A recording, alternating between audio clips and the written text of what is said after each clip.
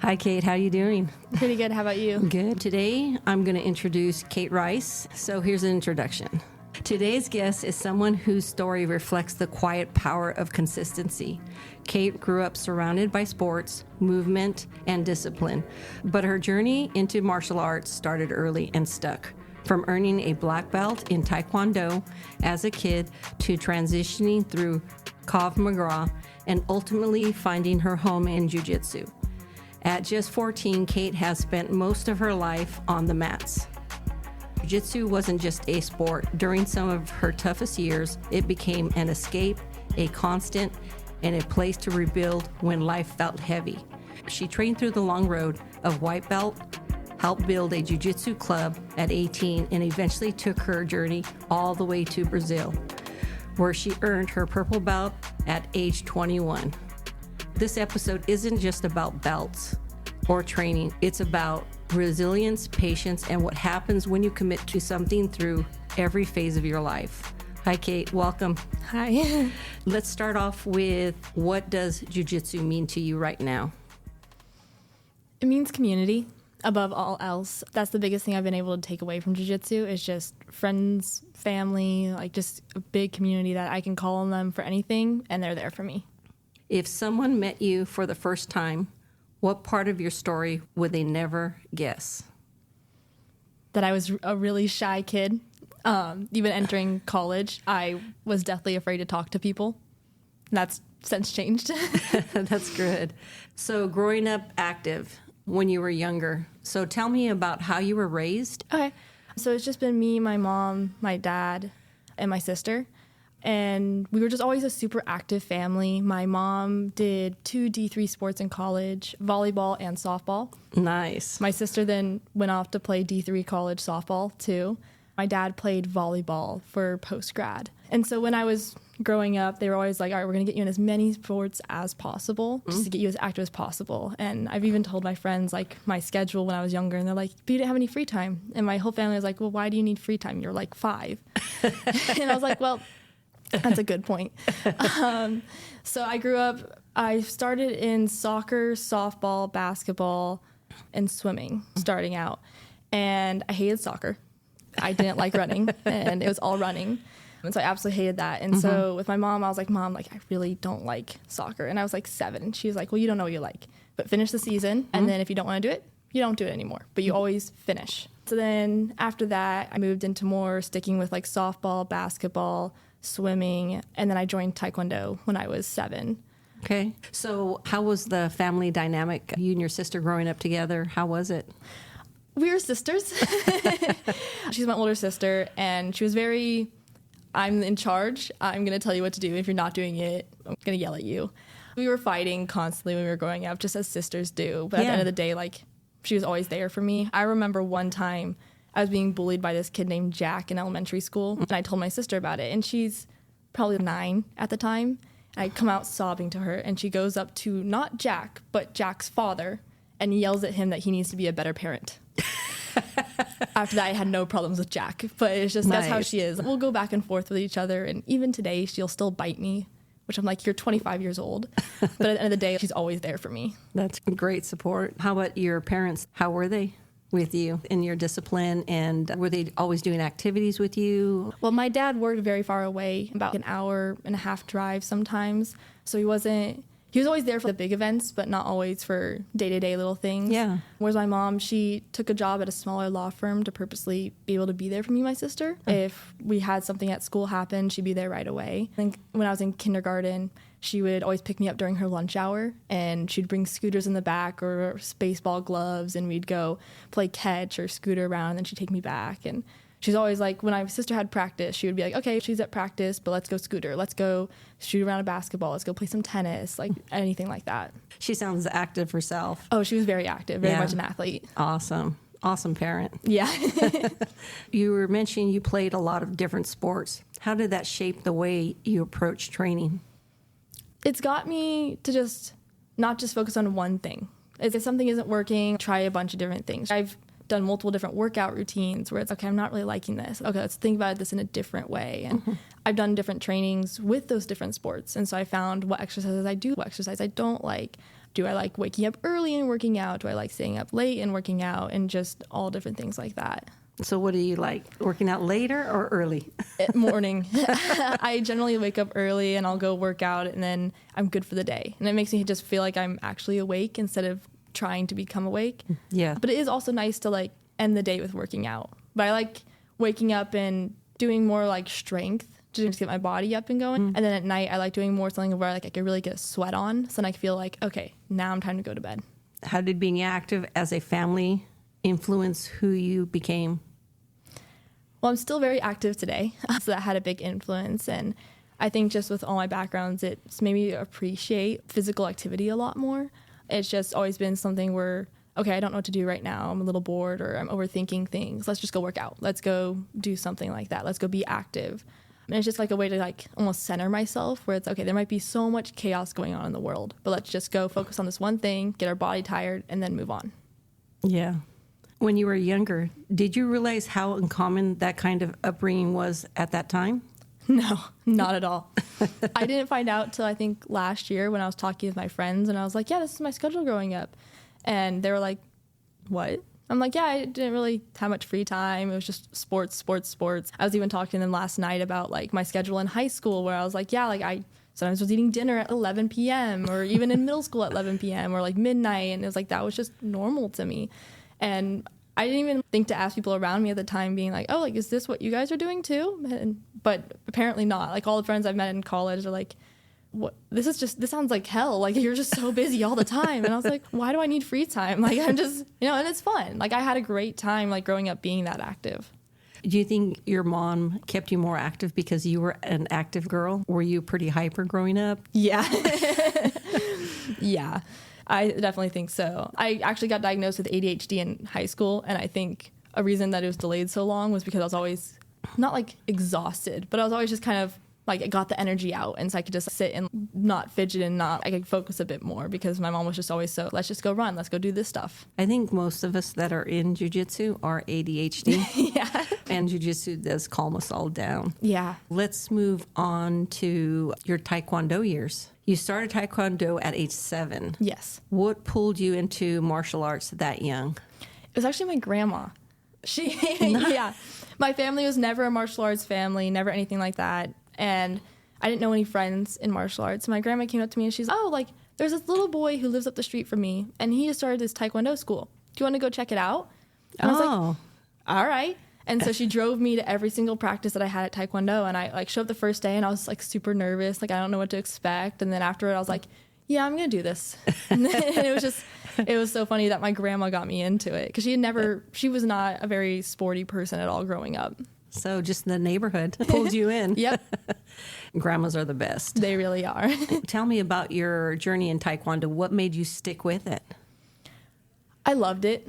I loved the structure. I loved the format. I loved learning new things. And every belt, you got a new form, you got new moves. And I loved breaking boards was my favorite part. It was so much fun to just get up there and just get to punch something and it breaks. And you're like, awesome. Yeah. I liked sparring. And then as I got older, I was able to do weapon sparring, which I thought was so much fun. So you have sticks and you're just hitting each other. That was a lot of fun. And it did eventually fall out of love with it when I got closer and closer to black belt because the instructors stopped being super fair to everyone, and they would it was just got political at a certain point, and I'm like, I was 11, and I'm like, why is this getting political?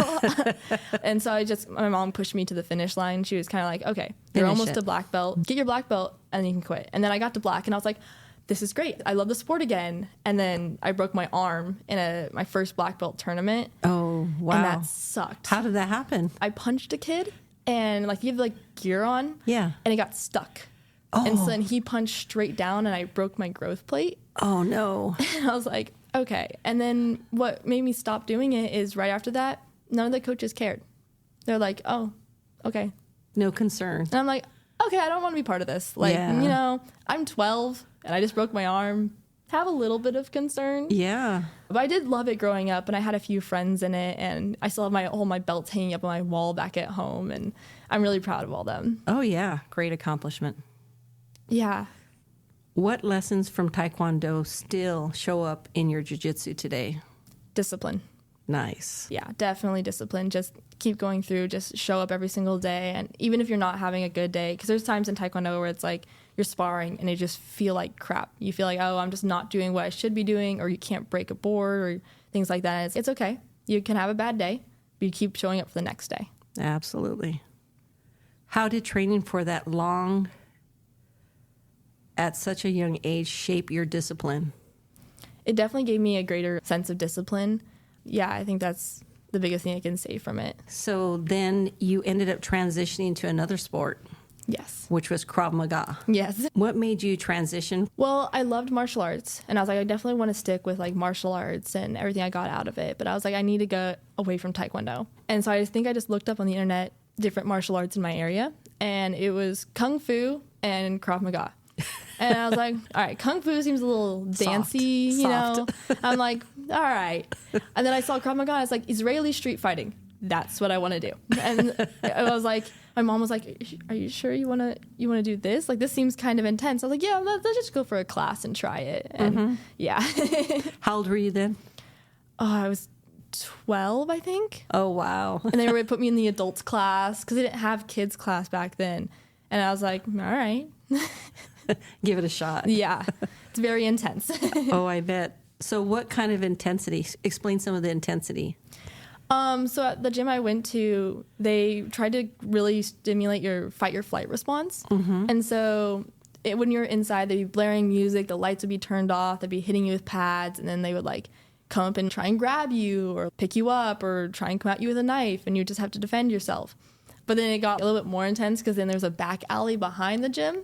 No way. And they put you in a scenario? Yeah, they would take us out back, and they would still hit us with the pads, and they would have us close our eyes, and they would be like, all right, go. And then you'd all of a sudden be trying to figure out who's grabbing you or who's trying to attack you. And so it was really good for a while just to learn, okay, like if there was a situation where someone was going at me, I feel very, very confident, like defending myself, because I'm already used to that fight or flight response. And it's just, okay, I take care of business. And it's like a muscle memory. Yeah. How fun. Yeah. Sounds really fun. But it was intense. It was hard to stick with that. So how about the weapons that they used against you? Yeah, they just used knives, which I appreciate. They didn't do any gun stuff. Some of that's just, you know, they're going to pull the trigger faster than you can try and grab a gun. Absolutely. Run away, yeah. right? And with the knife stuff, they were mostly just like, just here's how you try and at least push it away a little bit to give you space. Not here's how you flip it around into them and spin it around. It's just, all right, here's how you can try and defend it, and then here's how you get away. Yeah. Which I really appreciated. But it was a lot more like they come up behind you and they try and grab your wrist. So they try and pick you up, or they put a choke on you, and just how to defend yourself. Good. I think that's important for any kid to be able to protect themselves and get away. Yeah. Too many weirdos out there trying to snatch up kids all the time. Yeah. And it was funny because it was me, this little 12-year-old, and then a bunch of like 30 to 40 or 50-year-olds. Oh, and like wow. men, mostly men. I think we had one other woman in the class, and I was just like, yeah, like I'm just in here with it. Like, let's go. Well, then you have your perfect people to practice with, because Yeah. basically you're going to go up against people of that stature, right? Yep. So how long did you do Krav Maga? 2 years. And then after that, then when did jiu-jitsu enter the picture, and what stood out immediately about it? So on the way to Krav Maga, there's like this little gym, jiu-jitsu gym on the way. And I was like, I don't know what this is. But, you know, like I'm getting sick of Krav Maga. It's just too intense all the time. And so I was like, I told my mom, I was like, Mom, I want to do jiu-jitsu. She's like, I don't know what that is, but all right. And so she's like, but you have to set it up. And so I had to call the place. I had to schedule a lesson. And I'm like, all right, Mom, like we're going tonight. And she's like, already tonight? I'm like, yep, let's go. And so we go to it. And I was the only one probably under 40 there, and one of the few women. And we're rolling around. And jiu-jitsu is very interesting if you've never done it before, you know, just like the positions. And I'm rolling with grown men. And my mom, who's never done any martial arts, is like, oh my God, what are you doing? She told me, she's like, I was expecting you to come off the mats and be like, I never want to do this again. And we would leave and it'd all be fine. And I came off the mats and I was like, yeah, this is it. Like, I want to do this.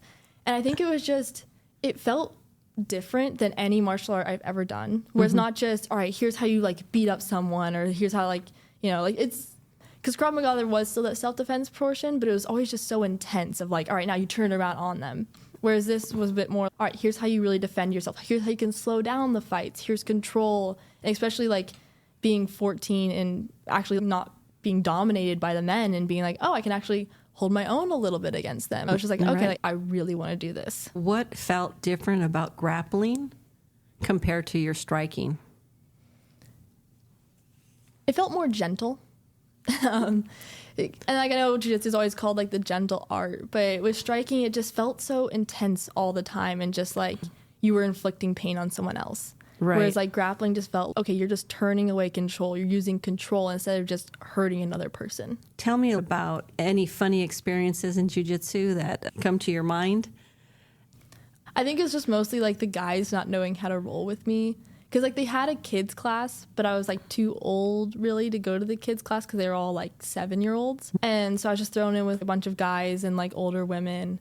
And the guys would always be like, well, I'm sorry, I don't know how to roll. Like, I'm sorry. I'm like, you don't have to apologize. I'm just, because I never had that thought of, oh, I'm rolling against a guy or I'm rolling against a girl. It was always like, okay, I'm just rolling against someone. Yeah. And so it was just kind of funny with them being like that. And then eventually, like, I became like best friends with this group of 40-year-old women and 40-year-old men. And they would take me out and we would go get food. And it was really weird because it would be all them and then just me, who was like 14 or 15 years old. Yeah, it's a great community. We take care of each other no matter what age. Yeah. Because we all know how difficult jiu-jitsu could be, and it's a long journey, right? Yeah. Let's talk about high school. How jiu-jitsu was used as an escape for some of the challenges that you had.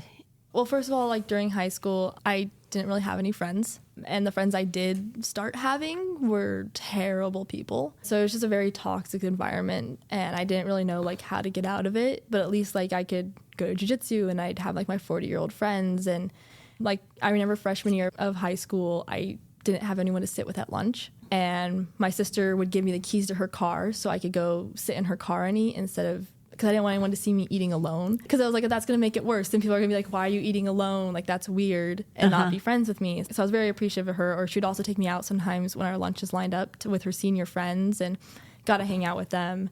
But I just felt like so alone. And so starting jiu-jitsu, it's like, okay, this sucks, but now I have to go to this place and everyone's nice to me. Like everyone's just there to help me, there to support me. They want to ask about my day.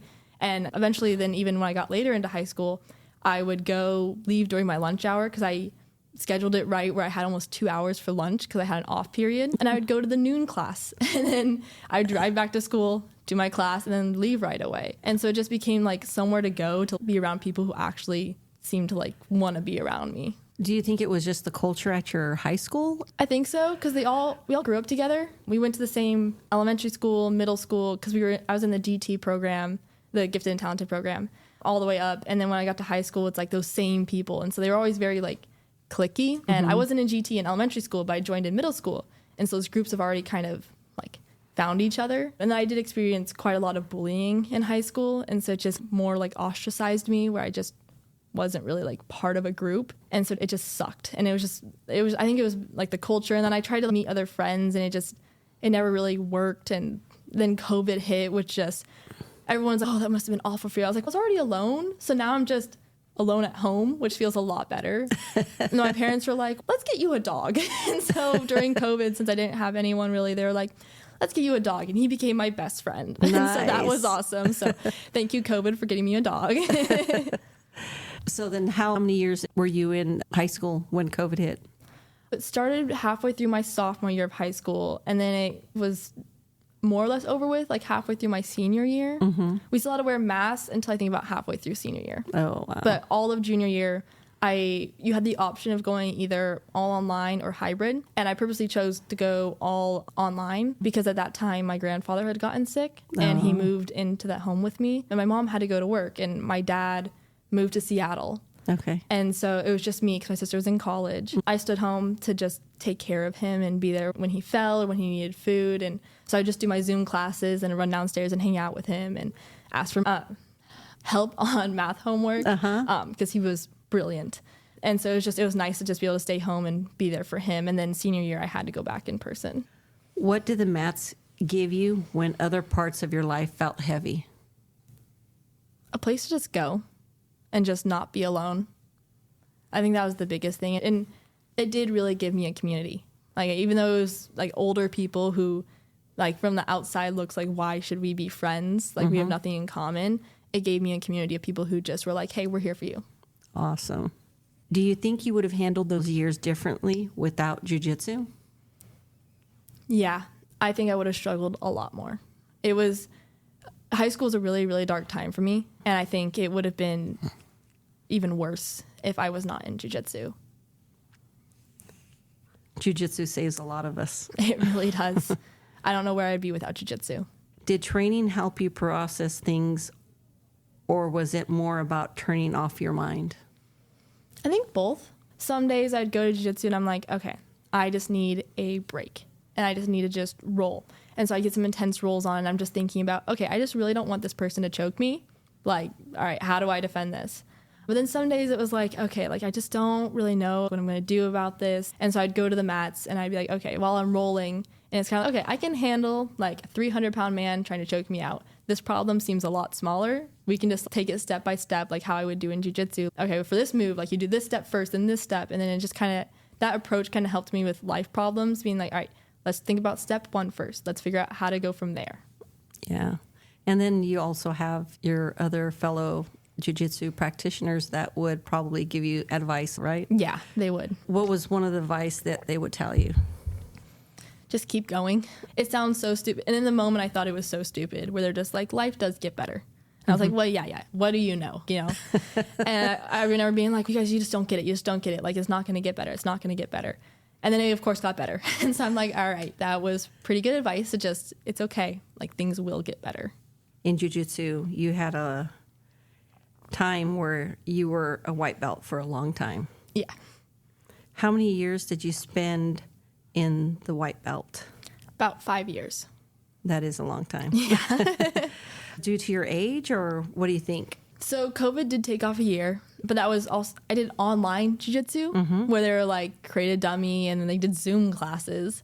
But I also, like later on, I kind of got mixed signals about why I wasn't being promoted. They'd tell me one thing and then, oh wait, no, that's not it. It's actually this, or it's this. And I'm like, okay, like, what do I need to do? And they're like, well, just, it'll get there. I'm like, okay, but clearly I'm not progressing. What do I need to do? And they're like, you need to do a private lesson. Or you need to do all this stuff. Like, you need to just, you need to work more. And I'm like, okay, but what am I not clicking? What's not happening here? And so it was a very frustrating journey. I think you were so used to, like, okay, in Taekwondo, you do this and you get a belt. You get to this point, you get another belt. You have to do this form and this type of sparring, and you move on, right? Yeah. And jiu-jitsu is not like that at all. Yeah. What kept you training when progress felt slow in that white belt era? I guess just determination. I was like, I want to get to that next belt. I want to keep getting better at this. And this is like my sport that I want to keep doing. So I need to figure out what I need to do to get better at this sport. Resilience. Yeah. I was very stubborn because I was at the same school, and it got a little frustrating because they were like, you need to do this to get your blue belt. And I was like, okay. And then I would do that. And they had a blue belt test that you had to do. And I was training every single day, working on the curriculum, working on like the whole test, every part of it. And then it came to when they were going to announce who was going to be testing soon. My name wasn't on it. And I was like, okay, all right, that's a little frustrating. Then they had me train the people who were going to be testing. I'm like, okay, what? All right, but I'm not ready. I was like, okay, fine. You know what? I'm going to be the best trainer. And so I went and I had one of my friends come over, and I videotaped me doing every single move in the curriculum and then the entire test.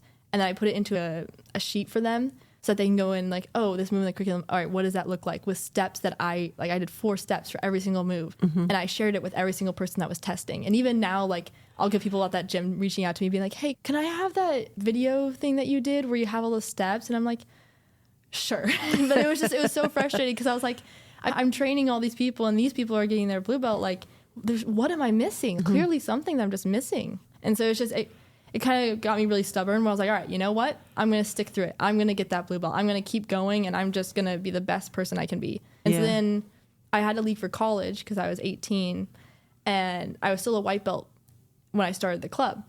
But I think that actually helped me a lot because I was like, all right, now I get to work on my teaching skills and how to actually teach people. And I have this huge base, and I know all these moves.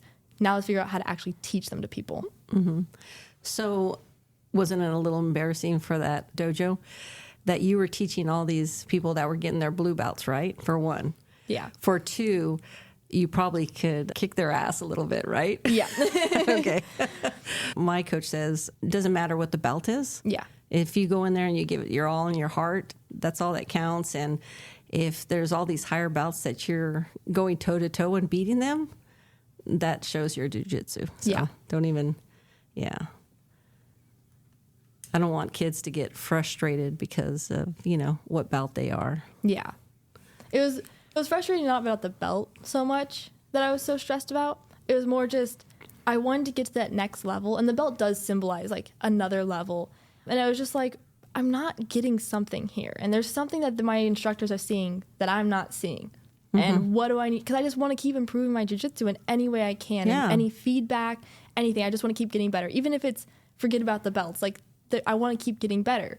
Right. But it felt like I wasn't getting better, but I didn't know what I was doing wrong.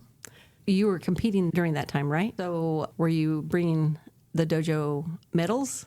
No, because they weren't a huge competitive school. They didn't really, they didn't help me really at all with the competitions. They were, of course, like supportive and like I can use the dojo to train or things like that.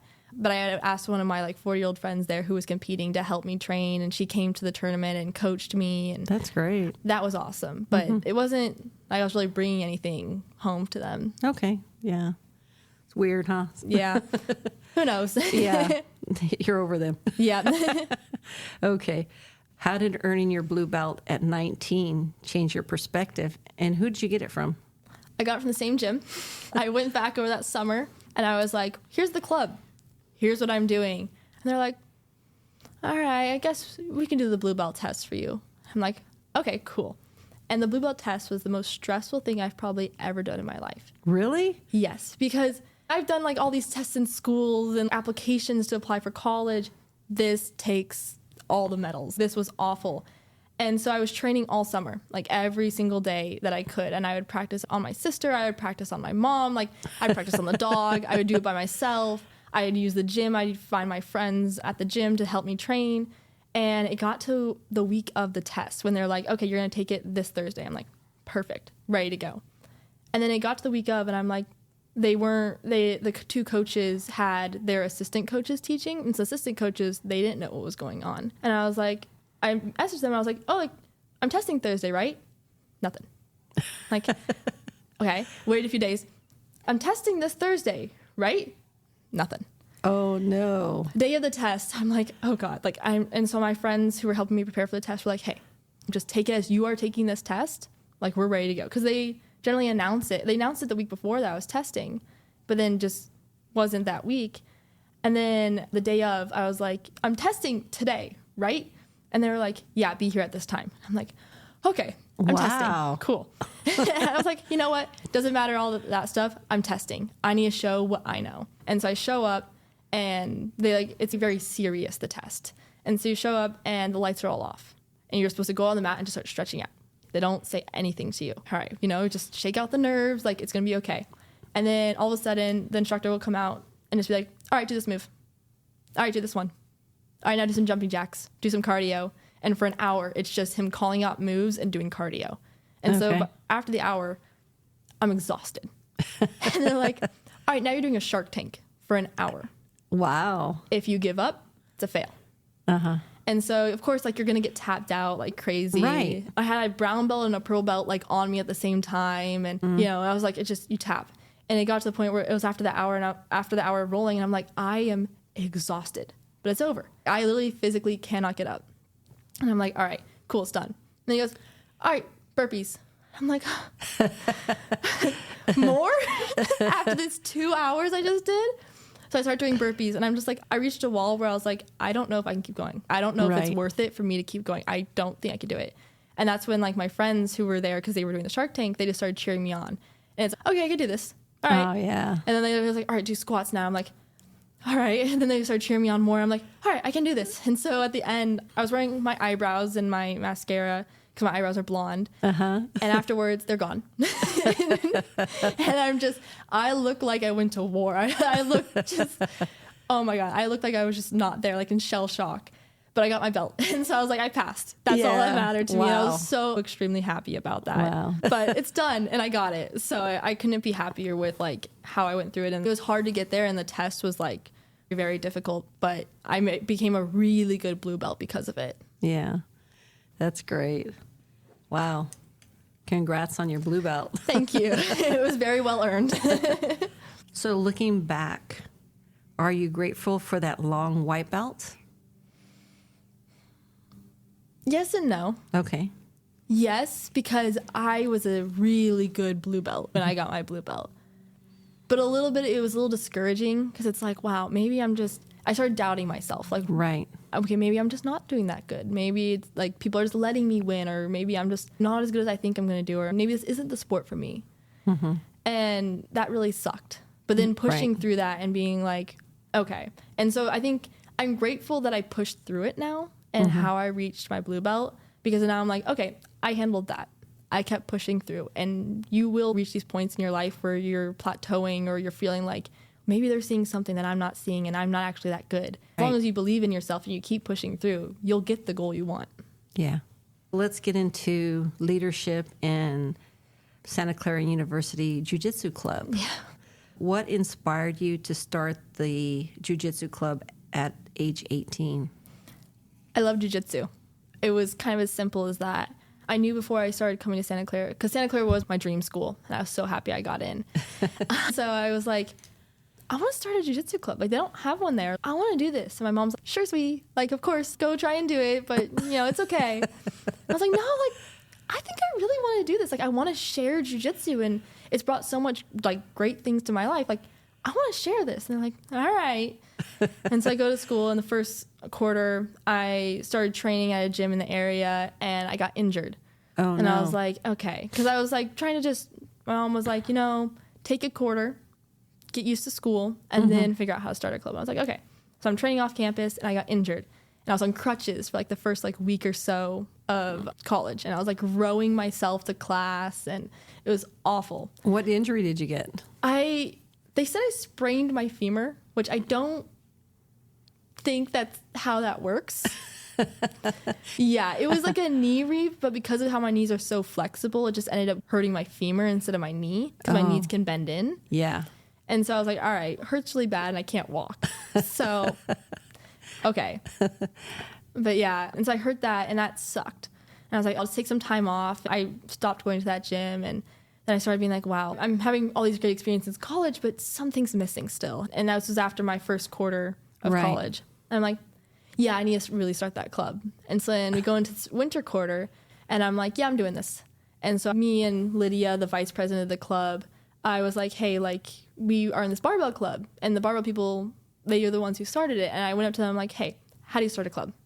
And they were like, all right, here's everything you need to do. Like, here, and then if you want, you send me your application. I'll read over it for how we did ours. Okay. And I'll help you in any way we can. I'm like, this is awesome. Thank you so much. And so I did the application. And at one point you had to get, I think, 20 signatures of people who want to, like, be part of the club. And I'm like, well, I don't know that many people who want to do jiu-jitsu. And so I go around all my friends, and I'm like, hey guys, you do not have to join, but can you just sign this form so I can start the club? And they're like, all right. And so I get the 20 signatures, I get the club up and running, and we have so many meetings with the school for, like, risk management and, like, what the club needs and everything like that. And they're like, all right, you can start it. Like, okay. Nice. Wow. And so we start our first practice spring quarter, first week.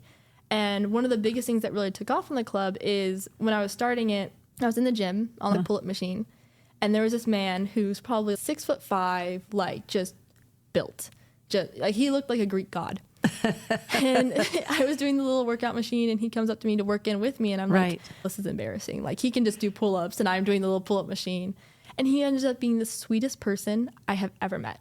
And he was like, he's on my pants, and he's like, you do jiu-jitsu? I'm like, yeah, I'm actually starting a club. He's like, really? Like, I'm on the rugby team. I'll get all the rugby guys to come out and practice with you. Nice. I'm like, really? He's like, yeah, like, even our rugby coaches, I think he's a brown belt in jiu-jitsu. Like, he'll come help you guys. We want to be part of this. I'm like, all right.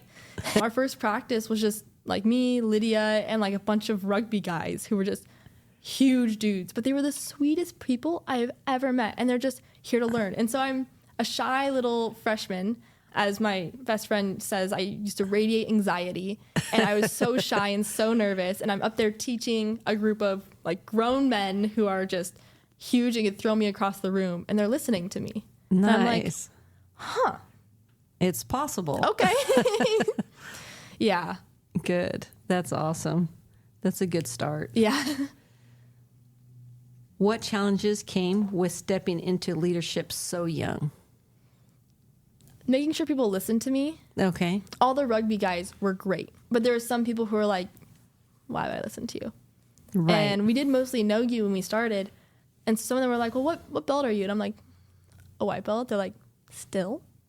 Like, oh my goodness. And I'm like, okay, I'm trying my best here. Like, I know what I'm doing. I know what I'm talking about. And so some of them were just, and I remember the first practice I was trying to teach some people, and they just were doing their own thing. And I'm like, no, like, let's stay structured. Yeah, especially because like you can get injured in jiu-jitsu if you don't know what you're doing. And it's not like you're going into a gym where you're the first new person. It's a gym where everyone is completely brand new to the sport. Right. And so more injuries can happen. And I'm like, no, like, you gotta listen. They're like, well, I know more. I'm like, okay, have you done jiu-jitsu? They're like, no, but like, I'm a guy. I'm like, I've like messed around with my brothers. I'm like, cool. That doesn't help here. You gotta listen to me. I know what I'm talking about. And it was just weird to have so many people just be like, no, I'm not going to listen to you. And it's like, okay. And then that's when I would work with the rugby guys, and I'm like, go kick them out. And the rugby guys would go up to them and be like, you're going to listen? They're like, well, like, whatever. We'd threaten to like kick people out. Yeah. It was really nice to just have that support system where the guys were like, what do you need handled? We got it. Oh, nice. Yeah. That's awesome. How did building that community change your relationship with jiu-jitsu? It made me fall more in love with it. I was reaching some points where I was like, I really love jiu-jitsu, but it just something's just not working. I'm not super happy with what's going on. I think especially because like I left my community back in Colorado, and so coming out here, I didn't really have a jiu-jitsu community. And I was like, okay, like something needs to change. And so then building the community out here, my closest friends, I think honestly all my friends are now in the jiu-jitsu club because I've recruited them, and every single person I know does jiu-jitsu. And I know we had one time where people stole our mats. Oh, and no. I called the jiu-jitsu club, and they're like, we're tracking down, we're getting calls from campus security being like, they're last seen here, and we would go to that place, there's no one there. Oh, it was actually this place they were seen. And just like a huge jiu-jitsu group walking around being like, all right, we're gonna find these mats, like, we got you. And it's so nice to have that. Or we had one person in the club who felt a bit uncomfortable with her dance team. Right. And she was like, yeah, can you guys just show up for me for this dance show? And we're like, yep, we got you. And it's so nice to have a community where it's like, you need something? We got you. Like, we're here for you. We're here to be there for you. And it made me love jiu-jitsu even more because it's what jiu-jitsu brought me. Community. Yeah. That's awesome. Great friendships. What did leadership teach you that training alone couldn't? I think it taught me a greater understanding of the art. Just being like, okay, not just how to do moves, but it's also how to do other parts of jiu-jitsu, how to show people the moves, how to just be there for people. It made me grow up a lot more, and it made me become more sure of myself. And so when I was more sure of myself, my game became more sure of itself. Yeah, it does. You guys first started coming around to Triune, which is my dojo. Yeah. And that's how I met you guys. You guys are good training partners. You guys are quick, and you guys have great technique. How did you come to know about BAM? I know you train over there with Denny on Mondays. He's amazing. I'm a big fan of his. Huge fan of his. I love Denny. Yeah. And then Shay. So Shay is the one that brought you around. Yeah, he did. He reached out to me, I think in October of last year, and was like, hey, I went to Santa Clara. I tried to start a jiu-jitsu club, but there was no interest back in the day, and I love jiu-jitsu. How can I help? And I'm like, oh, great. Okay. Because I was still like trying to figure out the club, trying to figure out mats, and the school wasn't the best at giving us like spaces to train with how big we were growing. And it's okay, like, what do we need to do? And then it felt like almost my training was being hindered because I wasn't learning anything new. I wasn't going to gyms off campus. I was teaching here 3 days a week. And so for Shay to come in and be like, hey, I want to help. And I'm like, all right, we have practices these days. Stop in when you can. And so I think closer to maybe December, I think he started really like coming into the club and just helping and teaching. I was like, here's how I teach. And he was like, all right, you're going to stay teaching. And I was like, Right. okay. And he was like, I want you to stay teach, but then I'll add on things because I want this to be your show, but I'm going to add on things or I'm going to answer more questions and I'm just another resource to have here. But I want to make sure like that this is still your club because it's so impressive what you did. And I'm like, this is amazing. You're not trying to take anything, you're adding. Yeah. And that's what I love so much about the jiu-jitsu community. It's not like I need the glory or I'm going to be in charge now. It's how can we help each other? Yeah. And so it's just amazing. And then he was like, I'm going to take you to JG Academy. And they're doing this class. I'm going to bring any Santa Clara students you want. I'm like, perfect. And so I go there and I meet Kevin. I don't know his last name, but he teaches over at BAME. And then he was the one who introduced me to Denny. And he was like, are you interested in teaching kids class? And I was like, yeah, I think so. He's like, okay, I'm going to put you in touch with Denny and you can come teach kids class. Nice. And then you can come here and train. And I'm like, amazing. And then Shay started taking us to Triune, and I know Shay and Denny are great friends, and it just became like, all right, now I just know like a lot of people in the area, and it's getting bigger and bigger, and SCU Jiu-Jitsu is getting more of a bigger name to itself. Right. Could not be more grateful to him. Oh yeah. What led you to train in Brazil? So Shay was talking about how he would go down to Brazil basically every single year, and he was like, yeah, if you guys are interested, I'll take you down.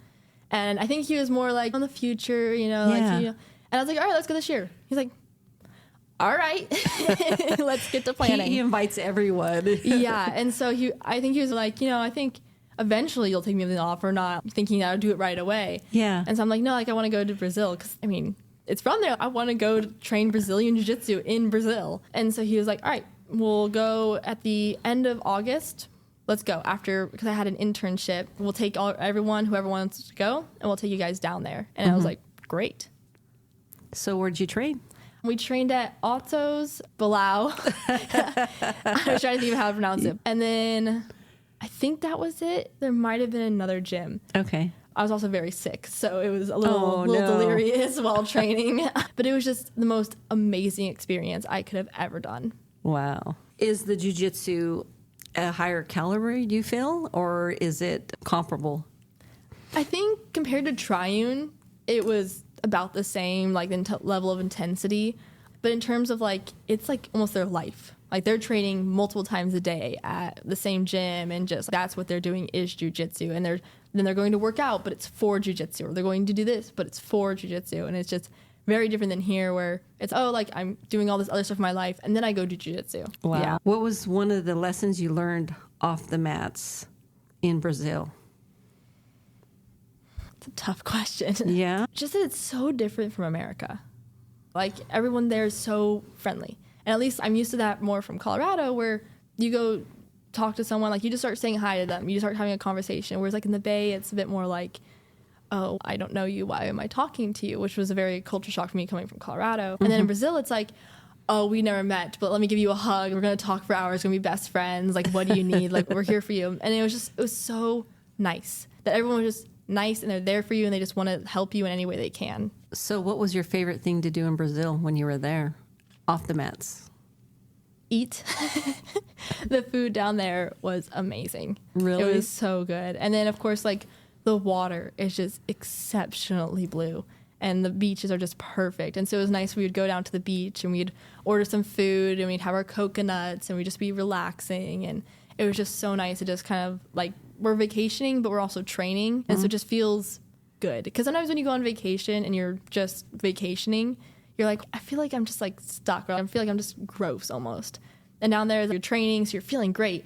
And then you're eating all this amazing food and you're seeing all these amazing sights. I ended up going on a helicopter ride around Sugarloaf, and that was phenomenal. It was, because I've never been in a helicopter before. And so going and doing that, I'm like, this is something to check off the bucket list. This is so cool. And when else am I going to do it but in Brazil? And it was amazing. Did you go to any of their monuments over there? Yeah, we went to the Christ statue, went to Sugarloaf. I think we went a few other places that I don't remember the name of. And how many in your team went? Let's see, me, Lydia, Scarlett, Jenny, Anderson, Cole, Shay. Nice. So 7 of us. So a pretty good group. Everyone just had a great time down there. That's amazing. Yeah. What did earning your purple belt there mean to you? It meant everything. You're in like the birthplace of Brazilian Jiu-Jitsu. Shay told me this afterwards that a bunch of the black belts and the core belts are coming up to him and being like, why haven't you promoted her? She's been doing this for 2 years. Like, she's a blue belt for 2 years. Why haven't you promoted her? Like, promote her. And to me, that just was like, oh, like all the self-doubt just went away. Because I still felt a little self-doubt of being a white belt for so long and being like, oh, did I really earn this blue belt? Am I really a blue belt? And then going down there and having to be like, why isn't she purple? Yeah. And it was so nice. And then when they were doing the belt ceremony, because we were going there, I had worked with Shay to get stripes for some people on our club. Nice. And I didn't know I was getting promoted. I thought maybe I'll get a stripe. I was excited. I was a 1-stripe blue belt, and I'm like, all right, maybe I'll get a stripe. And so I go, and they only speak Portuguese. We're talking, and we're sitting there, and Shay goes up there, and I'm like, oh, maybe they're doing the stripes now. And then he goes, Katie. And I'm like, who is this Katie? Why is she getting a purple belt? And I'm like, oh, that's me. It caught you off guard. And so I go up there, and Shay just says, like, the nicest things about me. And it just made me feel like, wow, like this, I am exactly where I want to be right now with jiu-jitsu. And it meant everything to me to get it down there, get it from Shay, get it from having the black belts have their input. And he was even like, yeah, I got the input from Josh from Triune and Denny from BAME. Like, they all gave their input, and like, you deserve this. It just made me feel so amazing. Yeah. You know? How has your relationship with jiu-jitsu evolved over the years? I think it's just gotten stronger. Like, I fell more in love with the sport. And it's brought me so many incredible things. And so it's just been able to keep my body in shape, and so my mind's in shape. I'm doing like another martial art, and then it turned into, this is my life. This is what I want to be doing. Like, even when I grow up, and even more so now going forward, I always want to have jiu-jitsu as part of my life. And sometimes I even find myself where I'm like, oh, I need to figure out like what I'm going to be teaching tonight. And it's like, well, I have a test tomorrow. I should be focusing on that first. But it's just, I love it so much. I want to give my life to jiu-jitsu. I want to figure out how I can help jiu-jitsu, how I can help people in jiu-jitsu, how I can get more people involved in jiu-jitsu, and just what I can give back, because it's given me so much.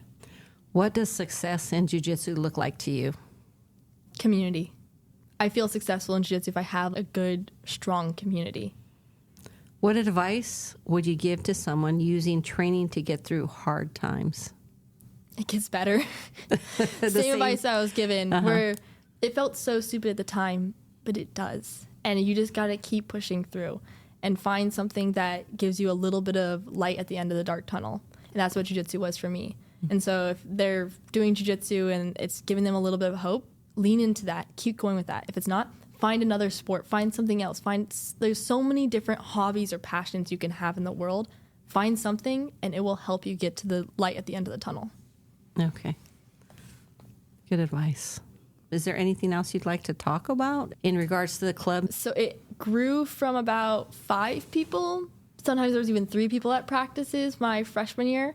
To then sophomore year, I think we had 10, 15, got a little bit bigger. And then junior year, it was like, all right, we got 30 people signing up, and we have about 15 people in the class. This is getting pretty big. And I think even my sophomore year, when we were pretty small, and everyone that was in the club at the time had just started jiu-jitsu with me, and I was their only instructor. And we went sophomore year to a tournament, and we beat Stanford. And to me, I'm like, all right. They have 2 black belt coaches, and we just beat them. We got 3rd in the tournament. It was out of like 6 teams, and it just made me so happy. Because it was like, we got 3rd, but this is our 2nd year as a club, and everyone that just competed, this was their first time really doing jiu-jitsu, and they're under a blue belt teaching them. And so then junior year we got bigger. Senior year we go in, and I'm like, all right, Lydia, like how many people do you think we're actually going to have like in the club? I'm like, I think it's going to stay the same. I think it's going to be about 30. And Lydia's like, oh, it's going to get bigger. I'm like, I don't know. And she's like, it's going to get bigger. And we had over 40 people sign up. And of those 40, because normally we had about like half coming to practice. Yeah. We had 30 to 40 at the beginning of the year coming consistently to practice. So we're like, whoa, we need a bigger space. We need to find something out because this is getting huge. And then, of course, last year we hosted the Coffee Crew, the Bay Area Unite thing here. And that was just incredible to get our club even more out there where it's like we're a real deal, like we're here to stay. That's awesome. What's the future for the club when you graduate? What's the next step? What happens? So I've been prepping someone to take over as president, Weston, who also goes to Triune and BAME with me. And he's a junior, and so he'll take over as a senior. I've been prepping him, being like, hey, because it was a weird thing when I picked him. I think it was my sophomore year. Spring sophomore year, where I was like, I didn't really know him that well, but I was like, you want to be president? He was like, what? I'm like, oh, I just got a feeling about you. Do you want to be president? He was like, all right. And so then junior year, I was like, all right, we'll vote you in at the end of junior year to take over as president when I leave. I didn't really know him at the time. And then after that, starting into junior year, we became really close friends. Like we were it was awesome just to have this friendship between us. And then, but it was even better that I picked him before we were friends. Yeah. And then senior year, like he's been shadowing me and he'll take over, and he's a white belt now, but he'll be getting his blue belt hopefully soon for when he takes over. But even starting as a white belt, I did it, so it's not the end of the world. Yeah. He just passed the SCU curriculum test that we just did. Okay. And so I completely trust him to teach classes, and he's just shown so much leadership and so much forward. And I have him teach Mondays so that I can go off campus to teach. So it's been a great opportunity for him to get his jiu-jitsu better just by learning how to teach other people. Yes. And then when I leave, he'll take over. And then we're looking at people for after him. But after me, it's up to him, whatever he wants to do with the club. Right. Do you think you're going to stay in this area? I'm staying in the area. So I accepted a job that's probably 5 minutes away. Oh, great. So I'll be here. And I'll be coming back to check on my club. Well, it'll be Weston's club, but it's my baby. So tell me about what job you're going to. I'll be starting as an audit first year at EY. All right. So an accounting firm. Yeah. Good for you. Yeah. So I'm excited. That's great. Yeah. I bet you your parents are very proud of you. They really are. I think we didn't really focus on what it was like in your younger years when you were growing up in Colorado. Higher elevation, right? Yeah. Snow. Yeah. So everyone assumes that it was snowy all year round. It's not the case. And even Decembers, we would have high like temperatures like 70. I think this past December I went home and it was like 75 degrees, sunny, no snow on the ground. But Colorado is very bipolar. And so for my graduation, it was snowed out. It was the end of May, and it got snowed out. And so I'm like, great. But growing up, it was always like, you don't know what the weather's going to be like. Because I did softball, I did travel ball. And so we'd be going all over Colorado or even sometimes other states. But when you're in Colorado, it's like you could be playing and it's going to be beautiful skies. And the next day it's snowing. Or the next day it's hailing. Or it's pouring rain. You're like, great. So just growing up, you just kind of get used to like being unpredictable. Mm-hmm. And I know a lot of people here from Colorado, and then they find out I've only been snowboarding once, never been skiing, and I don't really hike.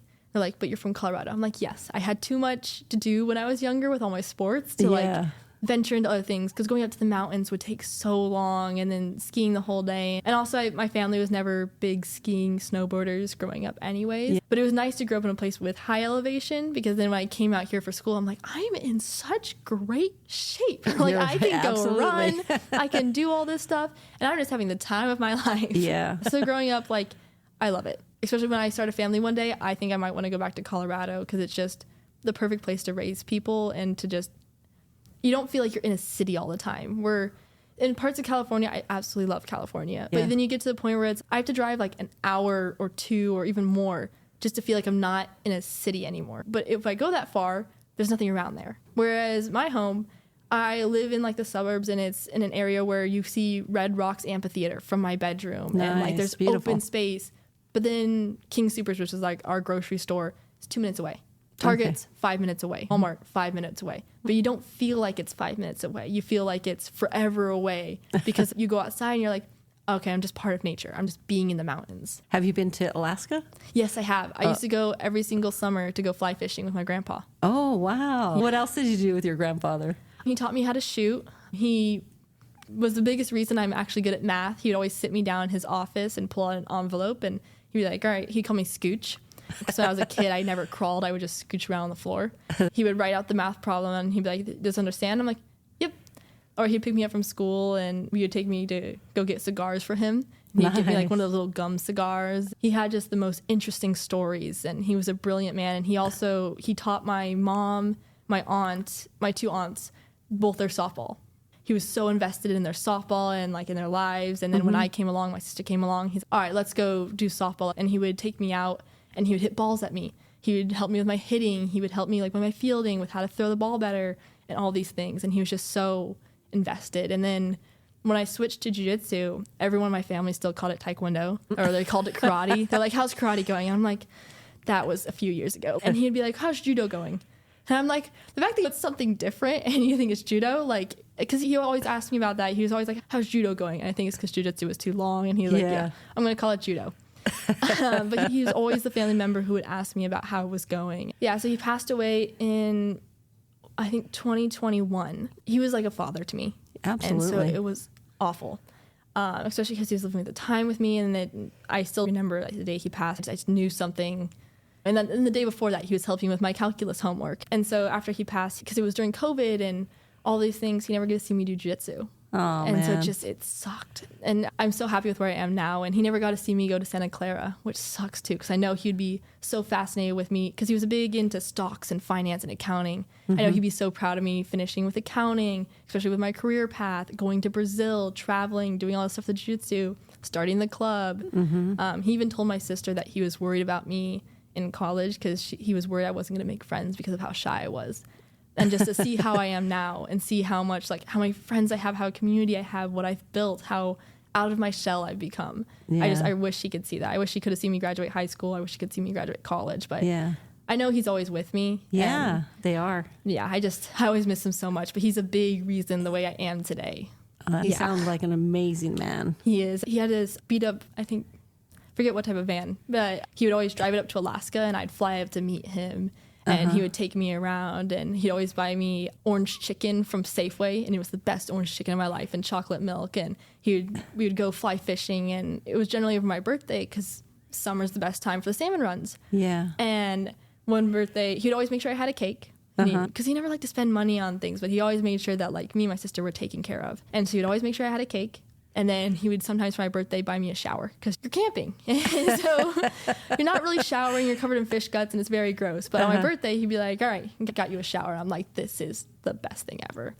He was always there for me. And I truly wish he could see where I am today. I know he's watching you, and he definitely is seeing all your accomplishments in such a young age. Yeah. So you just turned 21? I did. So you've already lived a pretty amazing life in that short amount of time. I look forward to interviewing you when you get higher in your belts. How about your mom? She's one of your biggest fans, right? Oh, yeah, she really is. Yeah, I call her every single day and we talk, and she doesn't really know much about jiu-jitsu. It makes her really nervous that I'm doing it, but she goes to every tournament and she's always cheering me on. And I remember one time I had her coach me because I didn't have anyone else with me. And she was like, bump, bump. And I'm like in guard. And so I look over to her, I roll my eyes at her, and I go back to the match. And they have it on video. And my sister, my mom will never let me live it down. But my mom, she doesn't understand jiu-jitsu, but she's trying to get into it and trying to learn as much as she can. And she'll ask me a lot of questions, and she'll watch jiu-jitsu so that she can better understand what I'm doing. Because her whole life is softball or volleyball, or even I played golf in high school, and she knew something about that. But jiu-jitsu is brand new territory. And it means so much to me that she took the time to try and figure out this new territory. And what school did she play for? Occidental College. Oh, okay, great. Yeah, where Barack Obama went. Yes. Yeah. Nice, yeah. Sometimes you have guest appearances that come and help you teach jiu-jitsu classes every once in a while, right? Yeah. So Crazy Kevin came to Triune, and he taught us a lapel choke, which was the Joker choke, right? That was an awesome choke. I still do it now. Yeah. And so he told all of us, whoever landed it first, that he would go and teach the class. And so Kate was the one that won. So who'd you do it on? The Joker choke on? Nick. Nice. Yes. Felt very good about that one. We've only had him, and we've had Shay, and then we've talked about with Josh coming or with Denny. And I have people in the club who like want to teach, or we've had members of the club who have graduated and they come back to visit, and I'm like, you want to teach a move? And that's been wonderful. Okay, good. Reach out to you if you'd like to come and practice with you guys or do a class with you. And then also you do take donations, right? Yes, we do. So that would help with some additional mats. Yes. Maintenance of the mats, and also help with gis. Yeah. We try and keep the club dues as cheap as possible. We do $100 for the entire year, which if people train outside, it's generally like $200 a month. Right. And that $100 includes a rash guard and shorts, so they have the no-gi set. And then if they can't afford a gi, we provide them loaners, but we also have discounts through Fuji to get cheap gis, and just we try and keep it as low as possible so that it's open to anyone. Is there anything else that you'd like to say about the club? I can't wait to see where it keeps going. We're applying to be a club sport right now because we're just a club. So hopefully that goes through and we'll be able to get, I think, a bit more funding from the school, or at least we're able to use the school logo.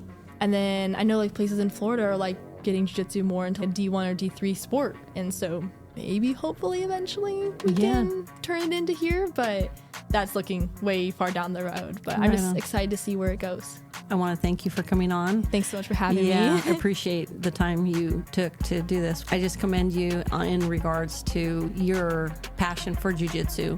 Thank you for coming by our dojo and sharing the mat with us. And I appreciate you. Thank you so much for having me, and I appreciate you guys so much. I could not be more grateful for everything that you guys have helped me with, or just letting me bring the club there, everything. I'm so thankful. So we'll see you soon? Yeah. All right. Take care. Yeah, hey, Have bye. a good one.